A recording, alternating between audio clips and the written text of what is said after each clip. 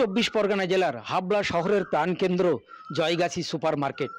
এই সুপার মার্কেটে সপ্তাহে 2 দিন চলে বস্ত্র হাট, যেখানে কয়েকশো বস্ত্র ব্যবসায়ী তারা সপ্তাহে 2 দিন হাটে মাল বিক্রি করতে নিয়ে আসেন।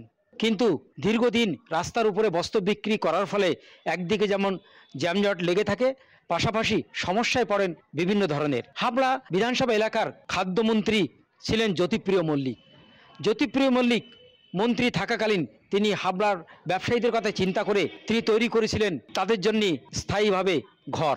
ব্যবসায়ীদের সাথে এটা হয়েছে, মানে ঘর করা হয়েছে কিন্তু চাবি এখনও দেওয়া হয়নি। কিন্তু এটা কবে দেওয়া হবে এই ব্যাপারেও আমরা কোনো কিছু জানি না।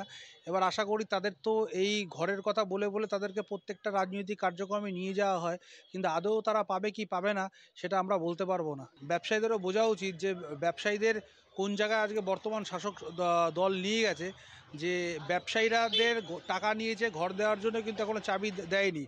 আর এখন যা বর্তমান যা অবস্থা, পশ্চিমবঙ্গে ব্যবসায়ীরা ব্যবসাও করতে পারবে না, কারণ ব্যবসা করতে গেলে তাদের এত তোলা দিতে হয়, ব্যবসা করতে গেলে তাদের এত চাঁদা দিতে হয়। যেমন একদিকে ফল মান্ডি রয়েছে, একদিকে আমাদের পাইকারি সবজি হাট রয়েছে, আর একদিকে আমাদের বস্ত্র হাট রয়েছে। জায়গাটা খুব কনজাস্টেড জায়গা, ছোট জায়গা।